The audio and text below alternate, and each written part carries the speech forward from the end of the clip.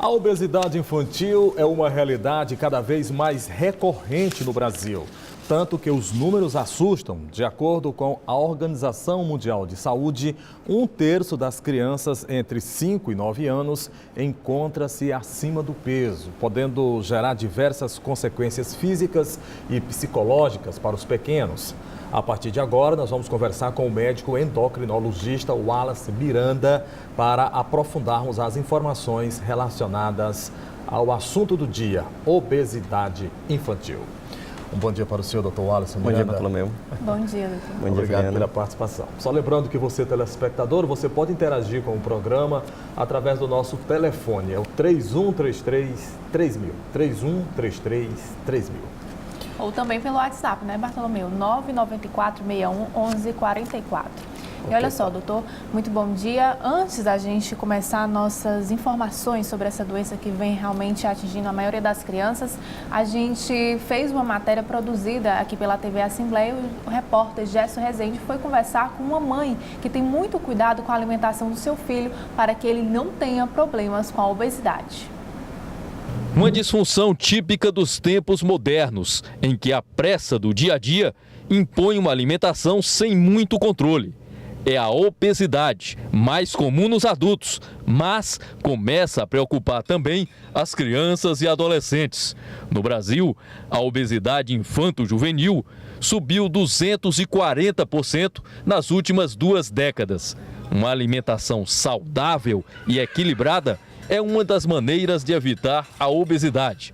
Nessa escola de Teresina, os lanches e refeições são supervisionados por uma nutricionista. A gente trabalha sempre pensando na alimentação saudável, desde a hora que a gente oferece aqui no refeitório, né, os lanches, o almoço, o jantar, até a questão da educação nutricional dentro de sala de aula. Então a gente pensa em alimentação saudável, desde a hora da oferta até a hora de criar a consciência dessa alimentação saudável. Qual é o cardápio? Então a gente trabalha com alimentos naturais, né? Aquela questão mais do alimento da nossa região, o arrozinho, o feijão, a carne, os legumes. A gente sempre está reforçando a questão dos legumes e das verduras. A gente sempre busca variar em questão das cores, 3 cores diferentes, pelo menos, de alimentos na hora das refeições principais. A bióloga Cristina Araújo é mãe do pequeno Lucas, de 1 ano e 6 meses. Ela tem todo o cuidado com a alimentação do filho. A gente primeiro buscou orientação com as nutricionistas, com o pediatra, sobre todas essas fases e como deveria ser. Então aqui no educandário ele tem acesso à alimentação, a 4 refeições, 2 pequenas que são os lanches, né, e as grandes refeições que é o almoço e jantar. E em casa, de acordo com toda a dieta que ele tem aqui, a gente complementa com as proteínas e outros alimentos que ele não tenha acesso aqui. Então a gente faz esse balanceamento. Aí, doutor Wallace, um exemplo, né? Essa escola, essa questão da preocupação, então, com o bem-estar da meninada, especialmente aí com a alimentação mais saudável. Isso é bem importante ter, tanto em casa como na escola, essa preocupação. É uma preocupação que tem que vir desde o berço, sempre realizar uma atividade física, deixar a criança mais ativa, controlar a alimentação. Então, esses pontos são os pilares básicos para a gente evitar, tentar controlar esse problema da obesidade que começa na criança e vai para o adulto. Para ter uma ideia, de cada 5 crianças que são obesas, elas vão se transformar, 4 delas vão se transformar em adultos obesos. E como foi comentado nessa reportagem, 1/3 das crianças aqui no Brasil estão com sobrepeso e obesidade. É um número alarmante. No adulto, esse número vai para 50%. Metade da nossa população de adulto no Brasil está com sobrepeso ou obesidade. Então, nós temos que barrar isso, temos que tentar prevenir. O melhor tratamento, na realidade, é a prevenção. Doutor, então como prevenir? Porque assim, é muito difícil, os pais estão em casa, dão aquela educação em relação àquela alimentação, mas quando chega na casa do amiguinho que vai passar o final de semana, ou então na escola, mesmo que nem toda escola tem essa preocupação, como a gente viu na reportagem, às vezes vai para uma festinha, né, do amiguinho, e ali se depara com refrigerante, com doces, com comidas que não são tão indicadas assim para a idade infantil. Então, como você pegar e educar o seu filho para que ele realmente consuma só alimentos saudáveis? Isso. É interessante que a gente tem que criar uma rotina saudável em casa. Uma vez ou outra, ter uma saída, isso não tem problema nenhum. O problema é que quando essas exceções, elas viram rotina. Então, quando a gente inverte isso daí, todo dia tem um salgado, todo dia tem um refrigerante, a gente tem que evitar para as crianças o mais possível de alimentação processada. Por dia, 5 porções no mínimo de frutas e verduras para a criança. Evitar o que a gente chama de tempo de tela. O que seria o tempo de tela? É a criança parada de frente para uma televisão, para um celular, para um computador, no máximo até 2 horas. Isso para aquela criança acima de 2 anos de idade. Abaixo de 2 anos de idade, o ideal é que seja 0.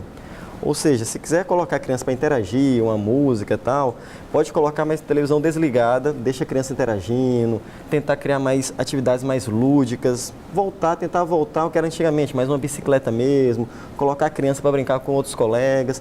Sei que é um pouco mais complicado, mas a gente tem que sempre tentar puxar isso daí, porque incutindo essa noção do que é saudável, a gente vai evitar que ele seja um adulto com obesidade e sobrepeso, diminuir casos de diabetes, acidente vascular cerebral, infarto agudo do miocárdio, hipertensão, dislipidemia, que é o colesterol alterado.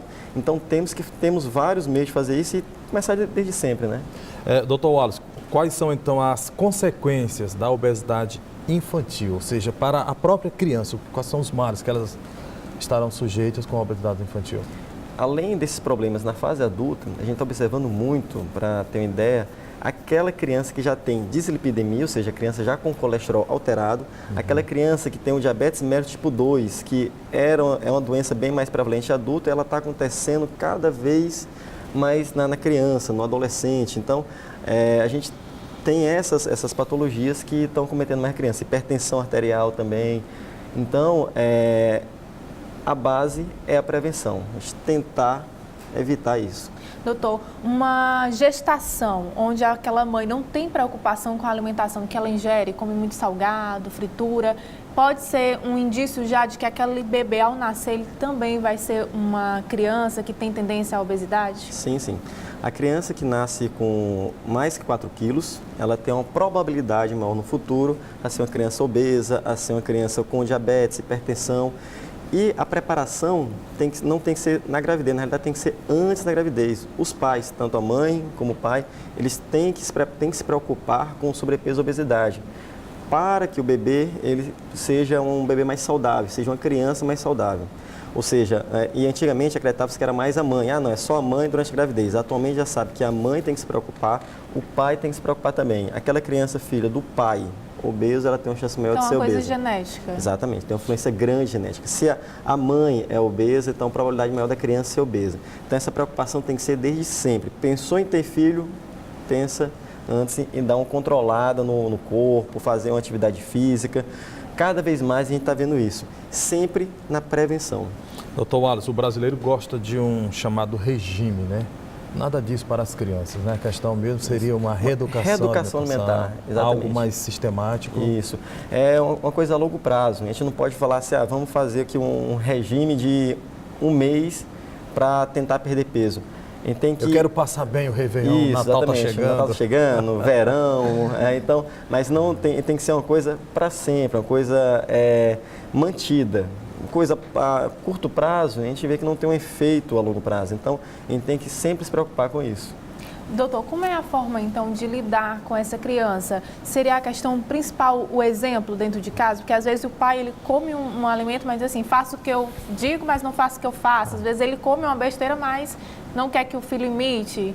Como é que seria, como é que funciona, então, essa organização dentro do lar? Isso é interessante porque, às vezes, quando os pais levam a criança à consulta, eles querem tratar aquela criança, mas eles não pensam em se tratar.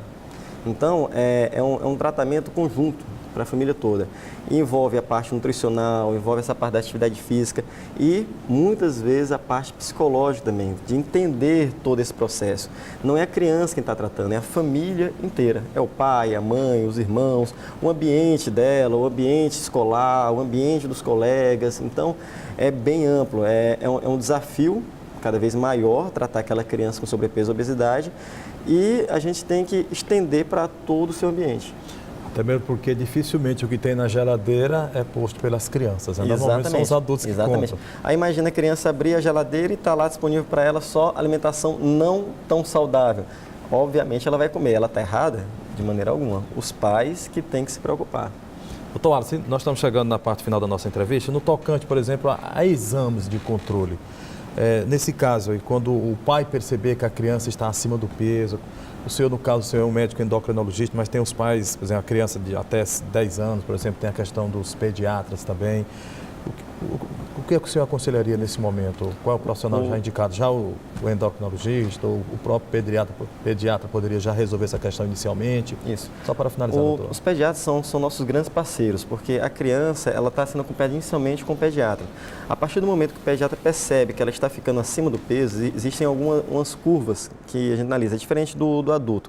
O adulto é mais simples, a gente tem algumas medidas mais simples de calcular, só o peso em relação ao peso e altura, enquanto na criança vai depender muito da idade da criança, da altura da criança, então existem curvas para a gente analisar isso. Quando o pediatra já percebe que essa curva do peso está ficando um pouco acima do normal, aí o ideal já é encaminhar para o endocrinologista, quando perceber alguma alteração laboratorial, já encaminhar para o endocrinologista para que nós possamos fazer um tratamento adequado, sempre conjuntamente. Endocrinologista não faz nada sozinho, sempre uma equipe multidisciplinar, tem o nutricionista, educador físico, tem o próprio pediatra que ajuda também, então sempre pensando no tratamento conjunto. E quando já pode ser caracterizada a criança como obesa, então, qual o peso mais ou menos que o pai já deve procurar um profissional? Isso. Vai depender da relação entre o peso, altura e idade. São 3 fatores. A cada idade tem um peso específico e uma altura específica. Então, tem que ser colocado no gráfico e se mais ou menos, para ter uma ideia, acima de 85% é considerado com sobrepeso, acima de 95% já é considerado obesidade. Então, tem que ser analisado a partir de cada idade, cada peso, cada altura. A gente agradece então a participação do doutor endocrinologista Wallace Miranda pela sua participação aqui no quadro de saúde do Bom Dia Assembleia. Um ótimo dia, doutor. Obrigado. Bom dia para o senhor, doutor. E olha, depois do Bom Dia Assembleia, você já pode votar para escolher o tema do quadro de saúde da semana que vem. É só entrar na fanpage do Facebook TV Assembleia Legislativa Piauí.oficial e escolher entre os temas câncer de próstata, diabetes e AVC. Vote! O resultado será divulgado na próxima quarta-feira.